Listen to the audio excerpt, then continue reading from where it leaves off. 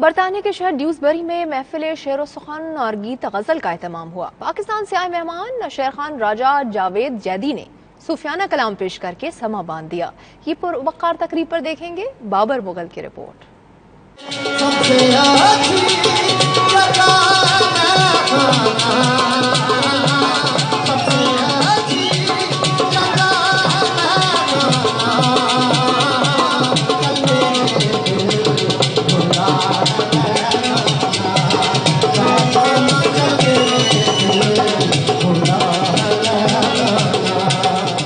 ثقافت کسی بھی خطے کی پہچان ہوتی ہے۔ دیار غیر میں ہوتے ہوئے بھی اپنی ثقافت سے جڑا رہنا کوئی پٹواری سے سیکھے جو آج بھی اسے نسل در نسل منتقل کرنے کے لیے کوشاں ہیں۔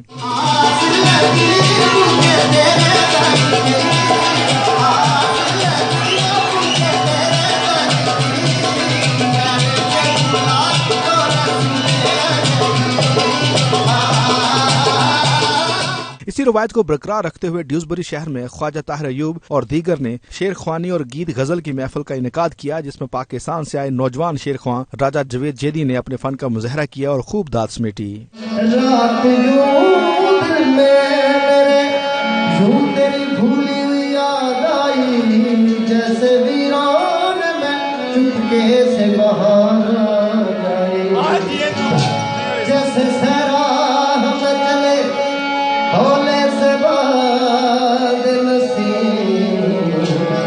جیسے بیمار کو بے وجہ قرار آ جائے، خط کا شاہد کسی شرابی کا۔ محفل میں ڈھول اور گھڑے کی تھاپ اور باجے اور ستار کے سروں نے وہ سما باندھا کہ شائقین بھنگڑے ڈالنے پر مجبور ہو گئے۔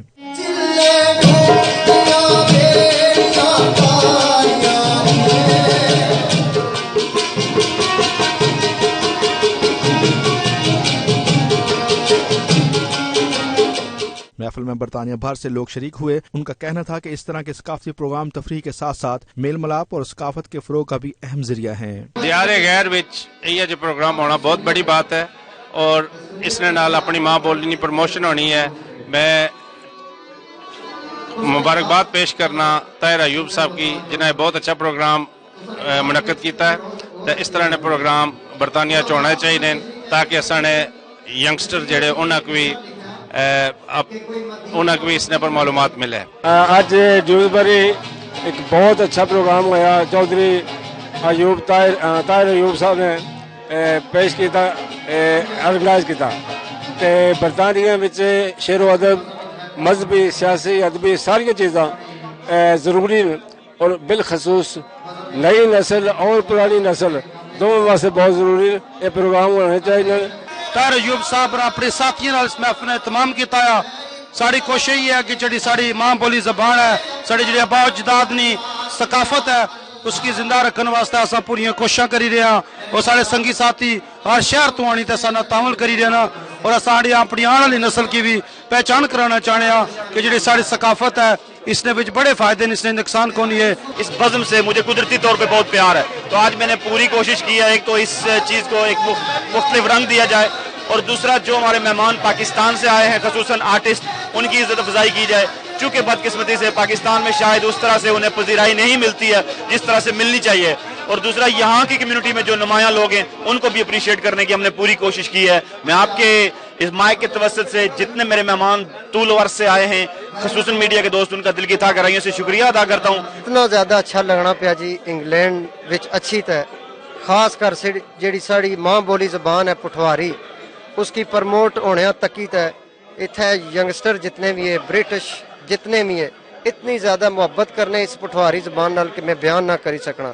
اس ٹائم اساں انگلینڈ آ جی ڈیوز بری نے مقام پر جیڑی ساری ماں بولی ہے پٹھواری پہاڑی اس نے فروغ واسطے برطانیہ چ پروگرام جڑا بڑا اہم کردار ادا کر رہے ہیں۔ اصل نے بچوں نے جیڑی انہوں نے دلچسپی اضافہ کر رہے ہیں پروگرام، تو اصل چاہتے ہیں کہ پہاڑی پٹھواری ماں بولی واسطے جتنا بھی پروگرام اس طرح پورے برطانیہ منعقد کیتے جان اس واسطے اس بچے کی بہت زیادہ آنا چاہیے۔ بچوں کی بہت ضروری چیز اصل جتنے بھی گئے اپنا رنگ اصل چھوڑنے کا کوئی شک نہیں، مگر اس نہ فائدہ اپنی نسل کی نہیں ہو رہا۔